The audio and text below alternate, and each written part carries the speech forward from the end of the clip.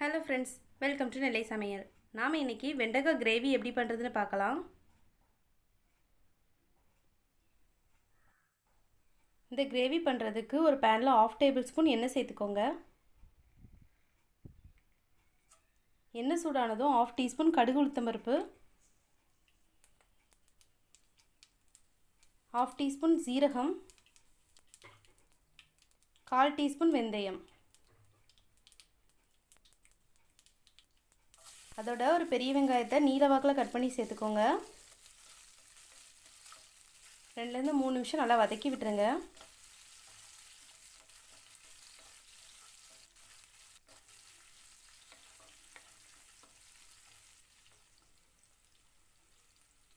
வெங்காயம் வதங்கினதும் ஒரு கட் பண்ண தக்காளி சேர்த்துக்கோங்க.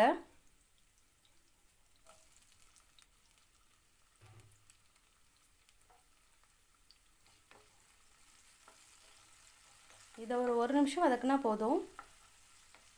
தக்காளி மேஷ் ஆகணும்லாம் அவசியம் இல்லை.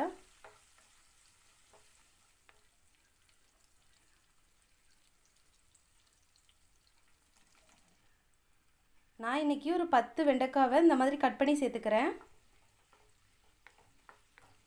வெண்டைக்காவோட பிசுபிசுப்பு தன்மை போகிற வரைக்கும் 5 நிமிஷத்துக்கு நல்லா வதக்கி விடுங்க. ஒரு மீடியம் ஃப்ளேம்லேயே வச்சு வதக்குங்க.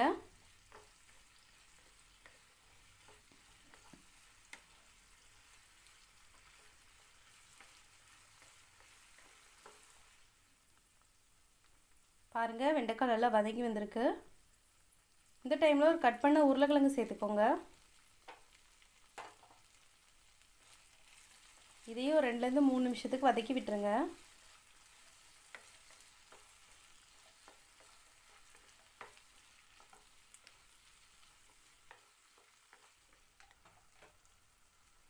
இதோட கிரேவிக்கு தேவையான மசாலாலாம் சேர்த்துடலாம். 1/2 டீஸ்பூன் மஞ்சள் தூள், 1/2 டேபிள் ஸ்பூன் மிளகாய் தூள், அதோட கிரேவிக்கு தேவையான உப்பு சேர்த்துக்கோங்க. நல்லா மிக்ஸ் பண்ணிடலாம்.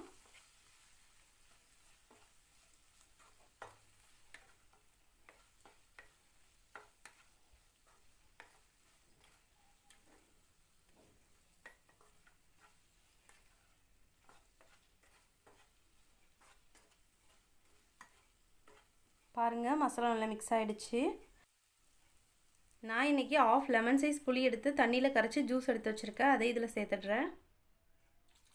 அதோட 1 கப் தண்ணி சேர்த்துக்கோங்க.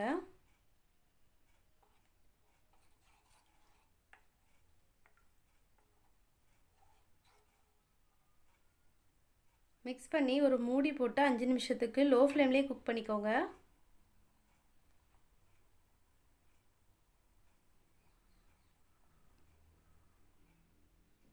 பாருங்கள், கிரேவி கொதிச்சிடுச்சு.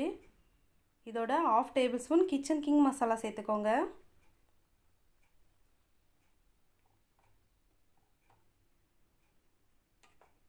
இந்த கிரேவி இட்லி, தோசை, சப்பாத்தி, பூரின்னு எல்லாத்துக்குமே சூப்பரான சைட் டிஷ். ஈவன் நீங்கள் சாதத்துக்கு கூட சாப்பிட்லாம்.